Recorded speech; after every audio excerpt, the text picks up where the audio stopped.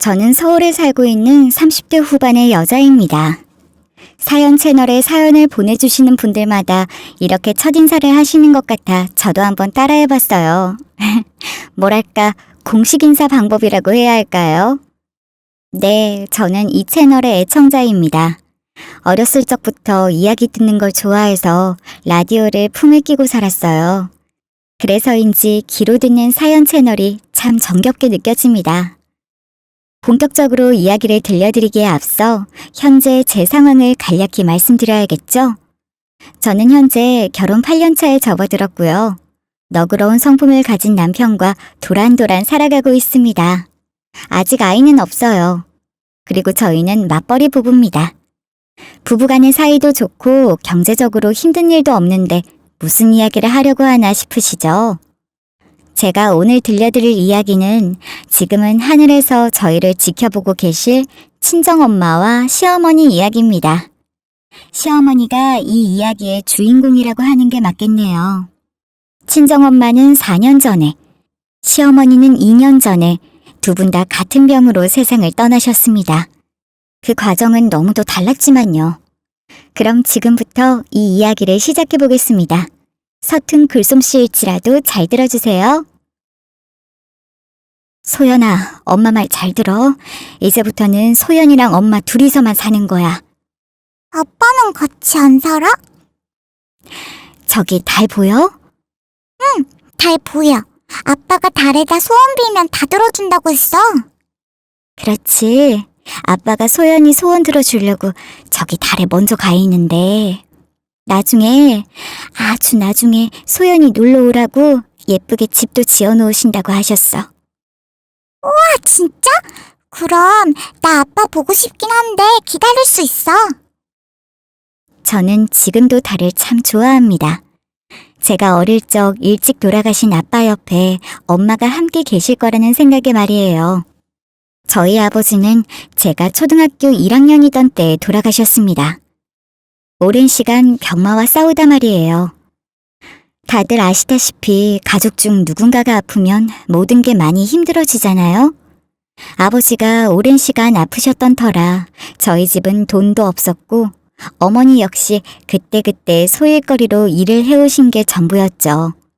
그래도 저희 엄마는 저를 부족함 없이 자라게 하기 위해 참 큰 노력을 하셨습니다. 하지만 당시 지방은 지금과 마찬가지로 일자리가 많지 않았어요. 소연아, 우리 서울로 가자. 결국 엄마는 일자리도 많고 보다 넓은 세상에서 저를 자라게 하고 싶다며 서울로 무작정 이사를 하셨습니다. 조금 고생하더라도 지금보다 더 많은 기회를 만날 수 있을 거라 찾아온 서울은 저와 엄마에게만큼은 너무 차갑고 삭막했어요. 아줌마, 여기 백반 2개요. 네, 잠시만요. 당시에 엄마가 갖고 있던 돈으로는 달방 하나도 구하지 못하는 수준이었죠. 엄마는 저를 데리고 함께 지낼 수 있는 일자리를 찾다 동대문 시장의 질비에 있던 어느 백반집에 일을 구하게 되었어요. 생선 냄새며 온갖 음식 냄새가 올라오는 조그만 다락방이었지만 그래도 행복했습니다. 엄마와 떨어져 있지 않을 수 있다는 사실에 말이에요. 나름 좋았어요. 엄마 역시 일하는 내내 저를 돌볼 수 있다는 사실에 안도하셨죠. 그곳에서 꽤 오랜 시간 일을 하신 엄마는 제가 고등학생이 되던 때 자그마한 가게를 하나 차리셨어요. 그러면서 저 역시 장학금을 받으며 원하는 대학에 갈 수 있었죠. 어릴 적부터 저를 키우며 고생하신 엄마를 위해 악착같이 공부했고 좋은 직장에도 취직할 수 있었습니다. 우리 소연이 잘 부탁한다, 상민아. 걱정 마세요, 장모님. 제가 소연이 옆에서 오래오래 지켜줄게요. 친정엄마는 작지만 어엿한 가게 사장이 되었고 저는 성품 좋은 남편을 만나 결혼까지. 모든 게 완벽했죠. 이제는 엄마와 내 인생도 남들처럼 평범하게 잘 살 수 있겠다 싶었습니다. 그런데 저희 모녀에게 있어 남들과 같은 평범한 삶을 갖는다는 건 불가능한 일이었었나 봐요. 친정엄마는 제가 결혼한 지 2년 차에 접어들 때쯤 췌장암에 걸리셨습니다. 소화가 잘 안 된다는 말에 별일 있겠거니 하고 한 종합검사에서 엄마는 췌장암 3기라는 진단을 받게 되셨죠. 어떡해. 자기야, 나 너무 무서워. 엄마까지 돌아가시면 나 정말 못 살 것 같아. 처음 엄마의 암 소식을 들은 날, 저는 미친 사람처럼 엉엉 울었습니다. 엄마는 내 인생에 있어 전부인 사람이었는데 그런 엄마가 나를 떠날지도 모른다 생각하니 너무 무섭고 두려웠습니다. 너그러운 성품을 가진 남편은 그런 저를 꼭 안아주며 다독여줬어요. 소연아, 네가 왜 못 살아? 그리고 내가 있잖아. 내가 소연이 네 옆에서 장모님 같이 잘 모실게. 네가 바쁠 땐 내가 장모님 모시고 병원 다니고 장모님 마음 편하게 해드리면 분명히 좋아지실 거야. 미안해, 상민아. 나 때문에 자기까지 힘들고. 네가 왜 미안해? 그런 소리 하지 마. 그리고 너보다 장모님이 제일 힘드실 거야. 그러니까 마음 단단히 먹고 우리라도 장모님 옆에서 강하게 있어야 해. 생각해보면 남편은 참 부단히도 노력했습니다. 제가 일이 바쁠 때면 자기가 회사를 쉬더라도 엄마를 모시고 병원을 오갔죠. 장모님, 이거 어때요? 이야, 우리 장모님 피부색에 딱 어울리네. 안 그래, 자기야? 그러게, 엄마 너무 예쁘다. 내일 우리 병원 갈 때 그거 입고 가면 되겠다. 아유, 다 늙어서 너무 화려하지 않나? 엄마가 늙긴 뭘 늙어. 우와, 우리 엄마 너무 예쁘다. 내가 상민이랑 우리 딸한테 면목이 없네. 병원비가 한두 푼도 아닐 텐데. 에이, 장모님 그런 게 어딨어요. 돈 생각하지 마시고 장모님 건강만 생각하세요. 저희 세 사람은 끝까지 포기하지 않고 항암 치료며 할 수 있는 것들은 다 해왔어요. 엄마 역시 삶의 의지가 강하셨죠. 검사 결과를 확인하러 가기 전날 이번에는 좋은 소식이 있을 거라는 기대감을 안고 예쁜 옷도 사드렸습니다. 보호자분, 남은 시간은 환자분이 편하게 쉬실 수 있도록 해드리는 게 가장 좋을 것 같습니다. 하지만 삶이 뜻대로 되진 않더라고요. 항암 치료에도 불구하고 엄마 몸속에 있는 암은 이곳저곳 전이가 되었죠. 의사는 호스피스 병동을 추천했습니다. 남은 시간 약물 때문에 고통스러워 하시는 것보다 편하게 쉬시는 게 나을 거라고 말이죠. 엄마도 어느 정도 눈치를 채신 것 같았죠. 아유, 차라리 잘 됐다. 나 항암 치료할 때 너무 힘들었어, 딸. 엄마 호스피스 갈래. 그렇게 하자. 상민아, 나 호스피스 가고 싶어. 가장 괴로운 건 당신이었을 텐데 엄마는 애써 웃으며 호스피스를 가고 싶다고 하셨습니다. 결과를 들은 그 주 주말, 친정엄마는 호스피스로 들어가셨죠. 짐 정리를 해드리고 밝게 인사를 한 후 남편과 함께 차에 올라탔습니다. 착잡한 마음에 두 사람 다 아무 말이 없었죠. 그때 시어머니한테서 전화가 왔습니다. 차에 블루투스로 연결되어 있던 터라 통화 버튼을 누르고 바로 이야기를 할 수 있었죠.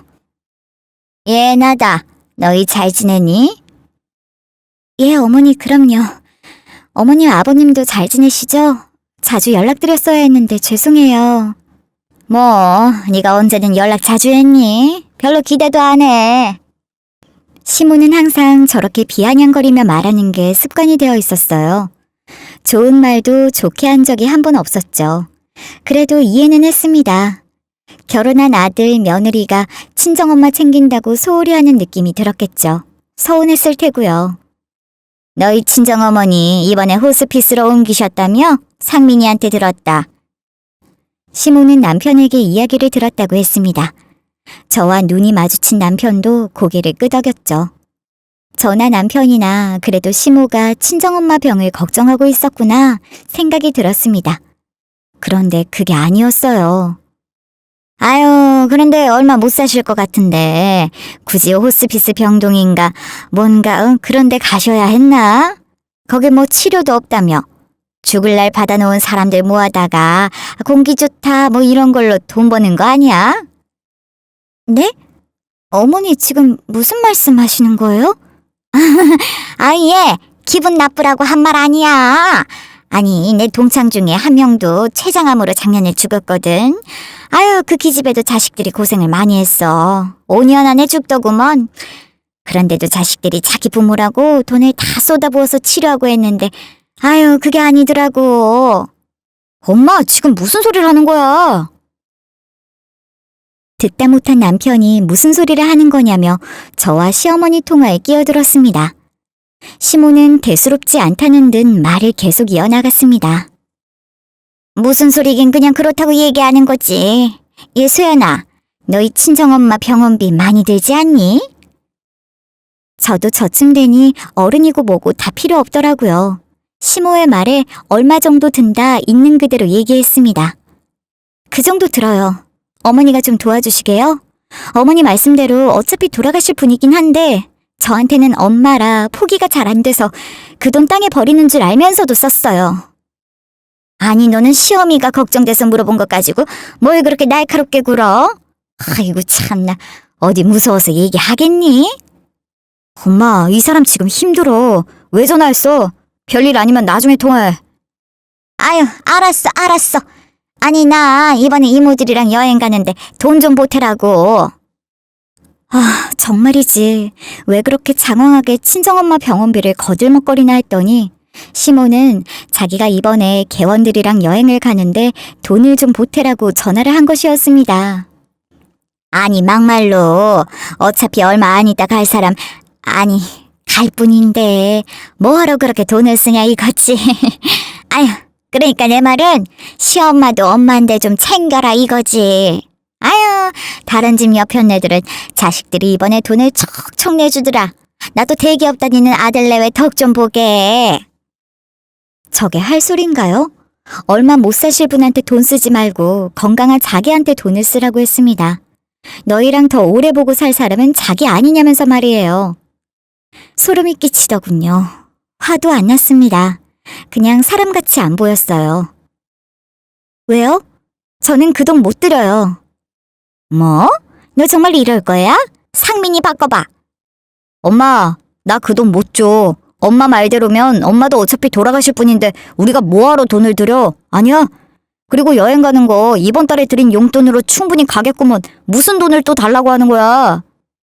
아이고, 너 지금 엄마한테 뭐라고 한 거야? 뭐 돌아가실 분? 너 이럴 거야 정말? 맞는 말 아닌가요? 남편은 시모한테 똑같이 말했습니다. 엄마 말대로면 엄마도 곧 돌아가실 분 아니냐. 그럼 내가 돈을 왜 드리냐. 어차피 돌아가실 건데.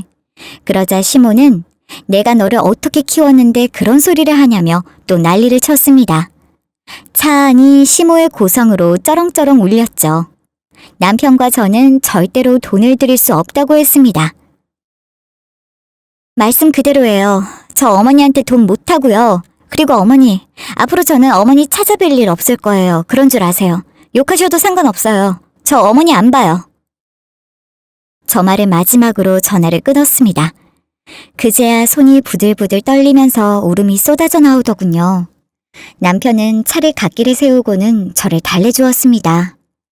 자기가 잘못한 게 뭐 있다고 남편은 저보다도 더 크게 울면서 제게 미안하다고 사과를 했습니다. 당신 힘든데 우리 엄마라는 사람한테서 그런 소리 듣게 해서 정말 미안하다고 말이에요. 제가 봤을 때 남편은 시어머니가 낳은 게 아닌 것 같을 정도로 너무 달랐습니다. 여기서 잠깐 시모에 관해 얘기를 들려드리자면 시모는 돈에 눈이 먼 사람이었어요. 남편한테는 그걸 자식 키운 값이라며 늘 요구했죠. 내가 너 하나 낳아 키우면서 얼마나 고생을 했는 줄 아냐. 너 태어나기 전에 내가 너희 할머니한테 얼마나 구박받은 줄 아냐. 나는 그거 복수하려고 너 낳은 거다. 저 말을요. 남편은 어릴 적부터 자기 엄마한테 들어왔다고 했습니다. 시모는 결혼하고도 아이가 잘 생기지 않아 엄청나게 구박을 받았었나 봐요. 그러던 중 10년 만에 남편을 낳은 거죠. 시모는 자신의 시어머니에게 복수하려고 아들을 악착같이 낳았다고 했습니다. 얼마나 무서웠는지 몰라요. 자식을 사랑으로 낳은 게 아니라 복수하려고 낳았다니 말입니다. 거기다 더해서 하나 더 있었어요. 남편이 초등학교 5학년 때까지는 집이 무척 어려웠었대요. 그래서 시어머니랑 시아버님이 밤낮 없이 일하셨다고 했습니다. 그런데 그것도 딱 남편이 초등학교 5학년 때까지였어요. 천만다행히 시아버님의 일이 잘 되어 그 다음부터는 남부럽지 않게 살았죠. 그런데도 시모는 남편을 키우던 12년의 그 기간을 들먹이며 자식 키운 보상을 바랬습니다. 문자 받았지? 거기 있는 그대로 사주면 된다, 아들. 시모는 생일이면 자기가 갖고 싶은 선물을 콕 집어 보내두었어요. 어느 브랜드, 어떤 옷, 어느 사이즈까지 세세하게 기록해서 말입니다. 물론 그렇게 해주면 오히려 선물하는 입장에서는 좋죠. 받는 사람도 자기가 원하는 걸 받으니 좋고요. 하지만 옆에서 보는 저로서는 약간 정이 떨어진다고 해야 할까요? 저희 친정엄마와는 너무 다른 시어머니의 모습에 거부감이 들 정도였습니다. 자기야, 원래 이렇게 챙겨드렸어? 아, 그러게. 나도 이제 좀 지치네. 엄마가 나 키우면서 고생한 거 아는데 아빠는 안 그러는데 엄마가 그게 되게 한이 맺히신 건가? 이제는 나도 좀 모르겠다. 시모의 그런 모습을 결혼하고 나서야 본 저도 놀랄 지경이었는데 평생을 그런 엄마 밑에서 자란 남편은 어땠겠어요? 남편도 점점 지쳐가고 있다고 했었습니다. 엄마의 보상 심리에 너무 지친다고 말이죠. 시모가 남편에게 바라는 건 보상 심리라는 말이 딱 맞았어요. 우리 아들 덕 좀 보자라는 말을 입에 달고 살았죠. 계절이 바뀔 때마다 옷이든 신발이든 꼭 바꿔야 했고 다달이 생활비까지 요구했어요. 다행히 시아버님이 그걸 잘라내 주셔서 용돈만 드리게 되었습니다. 시아버님은 시모와 정반대인 분이셨어요. 솔직히 말해서 시아버지가 왜 시어머니 같은 분과 결혼을 하셨을까? 의문이 든 게 한두 번이 아니었습니다. 시아버님은 힘든 상황에서도 잘 자라준 아들이 고맙다. 사지욕심 멀쩡하고 우리도 우리 일이 있는데 자식한테 기대고 싶지 않다는 분이셨죠. 그래서 저희가 드리는 용돈도 잘 받지 않으려 하셨습니다. 그에 비해 시모는 낚아채듯 가져가는 분이셨고요. 가만히 생각해보니 시모의 돈사랑은 저희의 결혼식 때부터 보였었네요. 보자, 이것도 우리 쪽이고 그럼 다 해서 얼마더라? 여러분은 혹시 축의금을 어떻게 하셨나요? 이게 좀 난감하긴 하죠. 그래도 보편적으로 부모님 손님이 주신 돈은 부모님들이, 결혼 당사자인 저희 쪽으로 온 손님들은 저희가 이렇게 챙기잖아요. 거기서 부모님들이 이걸로 식대도 내고 신혼여행 가서 써라 하시며 용돈을 주시기도 하고 말입니다. 저나 남편이나 양가 어른들 도움 없이 둘이서 준비했던 터라 저희 친정엄마와 시아버님께서는 당신들 앞으로 들어온 축의금을 저희에게 주려 하셨어요. 저희 두 사람은 괜찮다고 한사코 거절했죠. 그런데 단 한 사람, 시어머니만 혼자 난리였습니다. 잠깐! 시아버님이 저희 부부한테 봉투를 건네주려던 순간이었어요. 시모가 펄쩍 뛰며 막아섰죠. 아니, 이 사람이 왜 이래? 아유, 당신도 참 유난이네. 아니, 사돈이 애들 용돈 주셨다는데 뭐하러 당신까지 그걸 더 내줘. 아들, 이거는 우리가 너 이때까지 키운 값이라 생각하고 가져간다. 글쎄 말입니다. 저희 시모는 시부모님들 앞으로 온 축의금은 물론이고 남편 앞으로 온 축의금까지 죄다 챙겨가려 했어요. 이유는 뭐냐고요? 딱 하나였죠. 자식 키운 값이라는 이유 말입니다. 그걸 바라보는 저희 친정엄마의 표정도 난감하기 그지없었죠. 결혼한 지 몇 시간밖에 되지 않은 상황에서 사돈이라는 사람이 자식들 돈까지 탐내니 보는 사람이 다 민망할 지경이었습니다. 아, 이 사람아, 그만 안 해? 결국 인자하게 웃으며 시모를 말리던 시아버지가 터지고 말았죠. 온 사방팔방 난리를 치고 다니던 시모도 시아버지의 불호령에 깜짝 놀라 얼어붙더라고요. 무슨 돈도 고른 사람 마냥 이게 뭐하는 짓이야? 이 녀석이 자기가 알아서 잘 큰 거지. 당신은 자식한테 뭘 얻어먹으려고 여지껏 키운 거야? 아니, 당신은 사돈 앞에서 이게 뭐예요? 사람 창피하게. 창피한 거를 알기는 해. 아휴, 사돈 정말 죄송합니다. 저희가 못 볼 꼴을 보였네요. 아가, 정말 미안하다. 시아버지는 시모에게 잔뜩 성을 낸 뒤 그 돈을 빼앗아 고스란히 남편과 제게 쥐어주셨습니다. 일단 남편은 아무 말 없이 그 돈을 받아들었죠. 그 돈 저희 두 사람 다 건들지 않았습니다. 친정엄마가 주신 돈도 건들지 않았어요. 그대로 들고 있다 어버이날이나 중요한 날이 올 때면 양가 부모님들께 그대로 내드렸죠.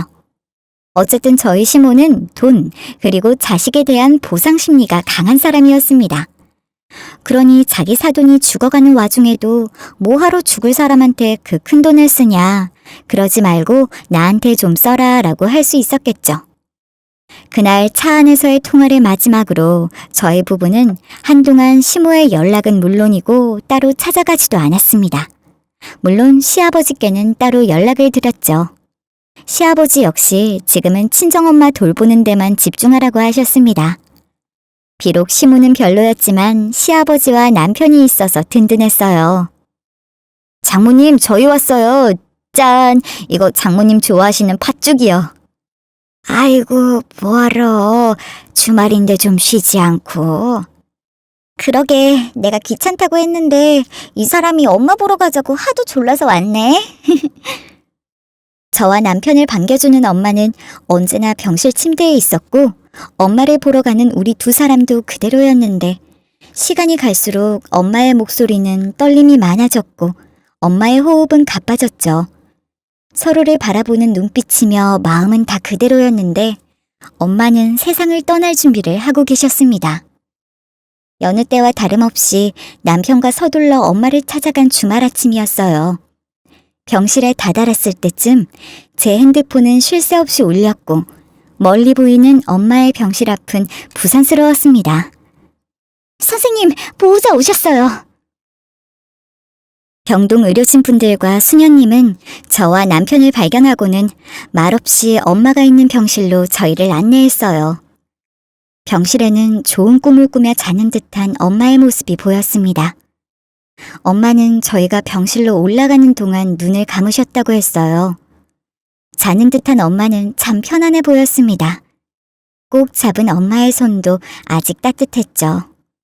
저와 남편은 그렇게 한참 동안이나 엄마에게 작별 인사를 했어요. 엄마에게 가져다 주려고 사온 팥죽은 어느새 차갑게 식어 있었습니다. 그렇게 저는 엄마를 떠나보내게 되었어요. 돌이켜 생각해보면 코로나가 없던 시기라 그래도 엄마의 장례식에는 많은 분들이 와주셨던 것 같아요. 오시는 분마다 엄마의 평안을 빌어주셨죠. 저희 시어머니만 빼고 말입니다. 아이고 아가, 마음 얼른 추슬러야 할 텐데 고생 많았다. 친정엄마의 장례식에는 시부모님이 역시 참석하셨습니다. 시아버지는 긴 말 없이 한참 동안 제 손을 꼭 잡아주셨죠. 긴 말이 없었지만 아버님의 마음은 느낄 수 있었습니다. 돌아가신 분이 안 되긴 했는데 아유, 이렇게 얼마 못 살다 가실걸 뭐하러 그렇게 병원비를 써서는. 아유, 어찌할 거야. 그거 돌려받지도 못하는데. 저게 할 소린가요? 시모는 뻔히 제가 있는 앞에서 저런 소리를 해댔습니다. 어차피 돌아가실 양반이었는데 뭐하러 돈을 날렸냐 이런 식으로 말입니다. 자기는 이렇게 금방 돌아가실 줄 알았다면서 말이죠. 제가 더 화가 났던 건요. 그 소리를 저희 친정엄마 영정사진을 앞에 두고 했다는 사실이었어요. 어머니! 저도 모르게 큰 소리가 나갔습니다. 그런데 그때 저보다 더 큰 소리를 치며 남편이 나섰죠. 엄마, 지금 그게 할 소리예요? 그게 대체 무슨 소리야? 그런 소리 할 거면 오지 말지. 뭐하러 와서 이 사람 앞에서 그런 소리를 해? 아유, 깜짝아. 이 녀석이 어디서 어미한테 큰 소리야? 너도 그렇지. 어디서 시어미한테 눈 동그랗게 뜨고 큰 소리야? 당신 뭐 하는 거야, 이 사람아? 아유, 당신은 좀 가만히 있어봐요. 지금 애들 하는 꼴 안 보여요? 시모는 자기가 한 말은 생각도 못하는 것인지 저와 남편이 사람 많은 데서 자기 개망신 줬다고 난리를 쳤습니다. 저희가 하는 꼴이요? 어머니가 방금 하신 거요. 어머니가 하신 꼴은 괜찮은 꼴값이에요? 어떻게 그런 말을 할 수가 있어요? 설령 그런 인간 같지도 않은 마음이 들었다고 할지라도 말은 가려서 하셨어야죠. 제가 제 돈으로 저희 친정엄마 치료한 게 왜 어머니한테 욕먹을 짓이에요? 저도 시모의 고성에 똑같이 맞받아쳤습니다. 시모는 제 말을 듣고 펄쩍 날뛰더군요. 뭐야? 아이고 여보, 얘 지금 말하는 거 들었어요? 인간 같지도 않아? 너 지금 네가 무슨 소리 한 줄은 알고 있는 거야? 네, 잘 알고 있어요. 너무 잘 알아요. 어머님이야말로 저한테 무슨 소리 한 건 줄은 아세요? 알고 그딴 소리 한 거예요? 돈이 아까워요. 그럼 어머님도 저 사람이랑 저한테 아무것도 바라지 마세요. 어머니도 어차피 돌아가실 거 아니에요? 왜요? 어머님이라고 뭐 평생 살 줄 알아요? 시모는 남편에게 그리고 시아버지에게 제 지금 말하는 것 보라며 난리를 피웠습니다. 장례식에 조문을 온 문상객들도 시아버님도 남편도 그 누구도 시모를 곱게 바라보지 않았죠. 시모도 차가운 눈초리를 느낀 것인지 주춤하는 듯 했습니다. 엄마, 이만 가요. 나도 소연이랑 똑같아. 엄마 여기 와서 한 거, 그리고 지난번에 했던 말 어느 것 하나 잘한 거 없어. 그만 돌아가요. 소연이도 그렇고 나도 너무 힘들어. 아버지 죄송해요. 너 정말 이럴 거야? 네가 그러니까 저게 엄마를 무시하는 거 아니야? 그만해 이 사람아. 어디서 행패야 행패가. 아가 정말 미안하다. 몸 잘 추스르고 네가 너희 안 사람 잘 챙겨라. 결국 시모는 시부의 손에 이끌려 식장 밖으로 끌려나갔습니다. 시모는 나가면서도 자기는 억울하다. 이건 말이 안 된다며 소리를 질렀죠. 한바탕 난리가 나고 웅성거리며 몰려들었던 사람들도 각자의 자리를 찾아 흩어졌습니다. 몇 분 사이에 아무 일도 없었다는 듯 장례식장 안은 다시 원래의 모습을 되찾았죠. 너무 억울해. 사람들은 다 평범하게 사는데 남들은 잘도 그렇게 사는데 왜 나랑 엄마는 못 그러는지 난 그게 너무 억울해. 저는 남편을 붙잡고 주저앉아 한참을 울었습니다. 너무 억울하다면서 말이에요. 정말 억울했어요. 남한테 피해 한 번 안 주고 못된 짓 한 번 안 하고 성실하게 살아왔는데 왜 엄마의 인생은 단 한 번도 편할 수가 없었는지 이해가 되지 않았습니다. 이제 좀 살만하다 싶으니 암이라는 쓰레기를 엄마 몸에 던져주는 하늘이 정말 미웠습니다. 그렇게 열심히 나가던 성당도 한동안 나가지 않았어요. 길을 가다가 교회에서 홍보물을 주면 그 자리에서 구겨버렸습니다. 신은 없다. 그게 당시의 제 마음이었죠. 소연아, 우리 바람이라도 좀 쐬고 올까? 아니, 나 좀 쉴래. 당신 다녀와. 나를 사랑해주는 사람이 옆에 있는데도 마음이 쉽게 잡히질 않더라고요. 울다 잠에 들고 그러다 다시 울고 그런 생활의 반복이었습니다. 남편은 그런 저를 묵묵히 지켜주었죠. 그러다 어느 날 야근을 하고 들어왔던 건지 소파에서 웅크린 채 잠이 든 남편을 보았어요. 내가 슬픈 것만 생각하느라 남편을 돌보지 못했죠. 몇 주 사이에 남편의 얼굴은 많이 상해 있었고 살도 많이 빠져 있었습니다. 그 모습을 보는데 정신이 번쩍 들더군요. 그날 이후로 대청소도 싹 하고 마음을 다잡으려 노력했습니다. 남편도 변화하려는 제 모습에 기운을 차리는 듯 했죠. 너희들 정말 이럴 거야?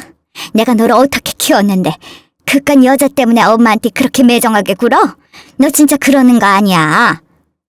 그런 소리 할 거면 전화 끊어요. 찾아오진 않더라도 네가 약속한 대로 용돈은 보내야지. 어떻게 그거까지 싹 끊어버리냐 이 매정한 놈아. 아휴, 내가 저걸 낳고도 미역국을 먹었으니 아이고 내 팔자야. 저희 부부가 다시 기운을 차리고 생활을 해나가는 동안 시모는 몇 번이고 연락을 해왔습니다. 안부가 걱정돼서? 아니요, 그럴 리가요. 왜 자기 용돈을 끊냐, 부모한테 그게 할 짓이냐며 자기 용돈 보내라는 전화였습니다. 장례식장 사건 이후로 저희 부부는 시댁을 찾지 않았고 시댁에 드리는 용돈까지 끊은 상태였죠. 물론 시아버님께 따로 용돈을 보내드렸습니다. 아버님은 받지 않겠다고 하셨지만 그건 아니라며 저희가 챙겨드렸죠. 그런데 시모는 돈이 직접적으로 자기에게 오지 않는다는 것에 불만이 있었던 거예요. 감히 예측해보건대 아마 시아버님이 일부러 시모에게 용돈의 출처를 밝히지 않으셨던 것 같아요. 남편이 용돈을 준다는 사실을 안다면 분명 시모는 다시 남편에게 이것저것을 요구하기 시작할 테니 말입니다. 엄마는 나한테 전화해서 할 말이 돈 얘기밖에 없어? 그럼 부모가 자식한테 그 정도 얘기도 못하냐? 응? 아니 뭐 그럼 내가 너희 앞에 가서 무릎이라도 꿇고 빌어야 한다 이거야 지금? 정말 말이 안 통했죠. 부모가 자식한테 그 정도도 못 바라냐는 게 시모의 주장이었습니다. 부모가 왜 자식한테 사과를 해야 하냐, 나는 그게 이해가 안 간다면서 말입니다. 엄마가 소연이한테 사과하기 전까진 나 엄마 안 봐요. 나 상관없어. 엄마가 나한테 전화하면서 한 번이라도 밥 먹었냐라고 먼저 물어본 적 없는 거 알아? 아니, 다 큰 놈이 알아서 밥 챙겨 먹었겠지. 내가 그걸 물어야 해? 그래. 그래서 내가 엄마랑 연락 안 하겠다는 거야. 끊어요.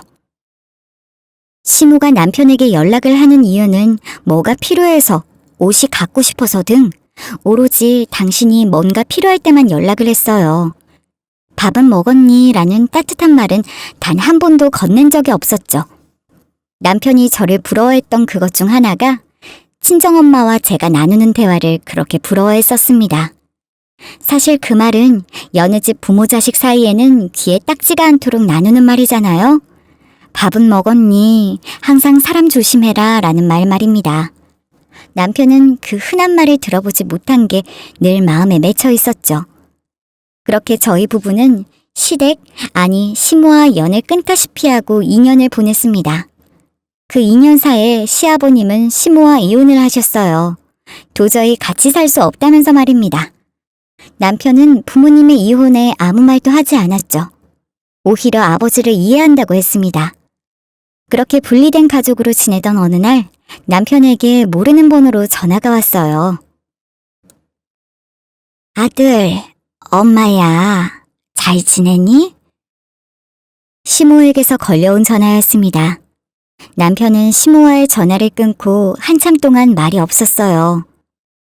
자기야, 왜 그래? 무슨 일인데? 어? 엄마가 장모님이랑 똑같은 병이래. 췌장암. 얼마 남지 않아서 전화한 거래. 얼굴 보고 싶다고. 말도 안 되죠. 저도 처음에 그 이야기를 듣는데 말도 안 된다고 생각했습니다. 시모는 저희 친정엄마가 겪으셨던 췌장암이라는 병에 똑같이 걸렸고 심지어 늦게 발견되어 이미 몸 곳곳에 전이가 되어 있는 상태라고 했습니다. 수술도 치료도 가망이 없어서 죽을 날만 기다리고 있다고 말이죠. 주춤거리는 남편을 끌고 부랴부랴 시어머니가 계시는 곳으로 향했습니다.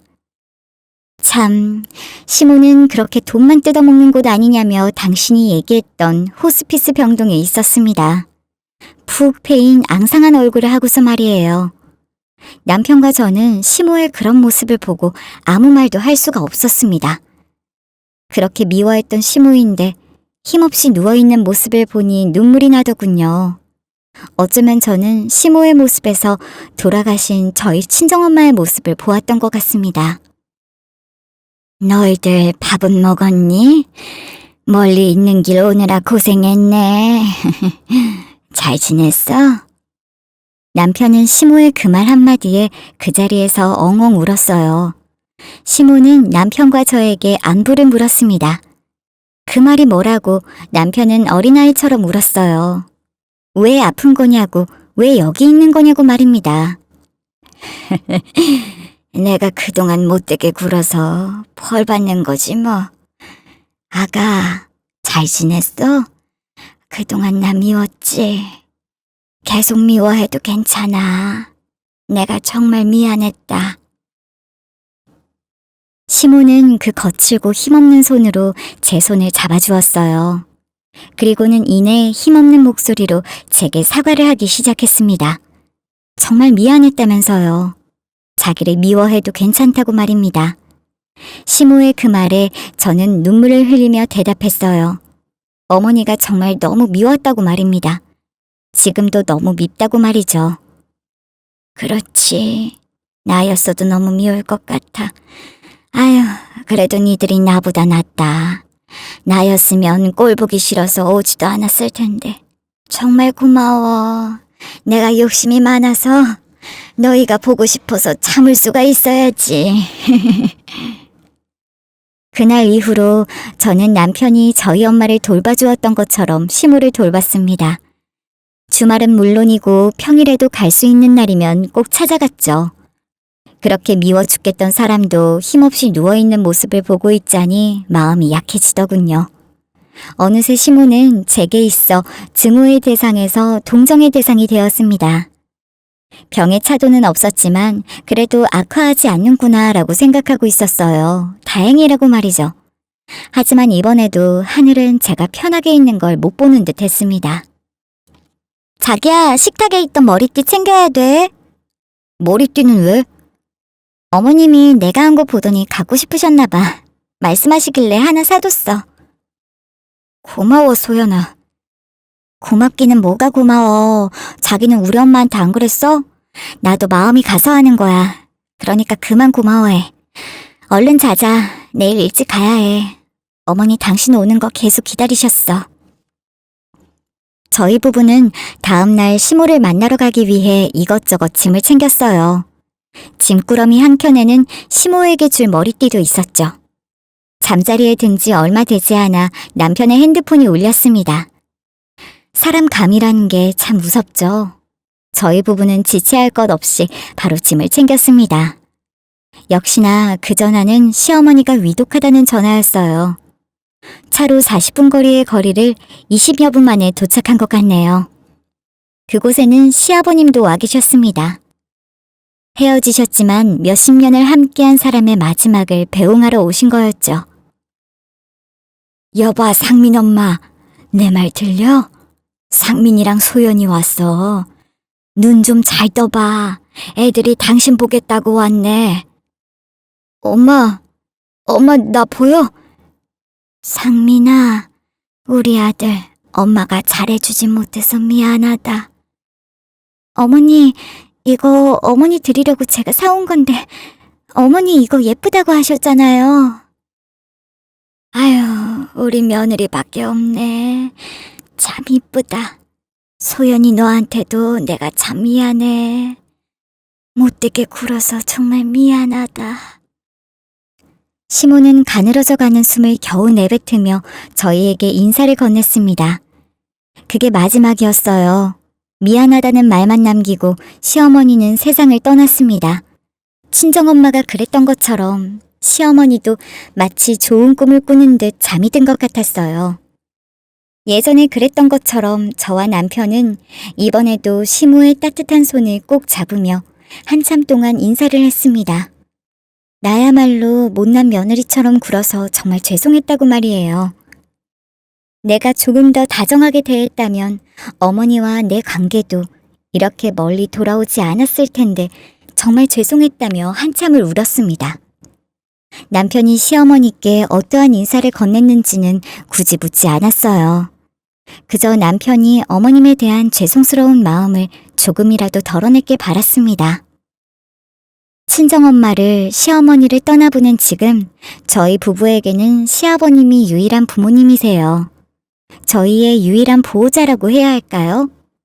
직장을 다니고 결혼을 했어도 겉만 어른이지 저희도 아직은 부모님께 어리광 부리고 응석 부리고 싶은 어린아이나 다름없으니 말입니다. 내일은 저희 친정엄마의 제사입니다. 그 다음 달은 저희 시어머니의 제사죠. 두 분 다 비슷한 계절에 같은 병으로 돌아가신 게 참 희한해요. 남편은 저희 엄마 제사상에는 무조건 팥죽을 올립니다. 어떤 분들은 왜 팥죽을 올리느냐, 오던 조상도 되돌아가시겠다라고 핀잔을 주지만 어쨌든 생전에 고인이 좋아하셨던 음식을 올리는 게 제일 좋은 거라고 생각하거든요. 엄마가 살아생전에 좋아하셨던 단골집에서 꼭 사옵니다. 시어머니 제사상에는 그때그때마다 유행하는 머리핀이나 액세서리를 꼭 올려놔요. 시어머니가 꾸미는 걸 좋아하셨거든요. 팥죽이며 머리핀이며 참 별거 아닌 건데 그걸 이제야 꼬박꼬박 챙겨드리네요. 이런저런 큰일을 겪으며 느낀 건 딱 한 가지예요. 옆에 계실 때 잘하자. 이 사연을 들으시는 여러분들도 그러셨으면 해요. 여러분은 나중에라는 말로 미뤄두기보다는 지금 바로 표현하고 사랑해 주셨으면 합니다. 그럼 이만 글을 줄일게요.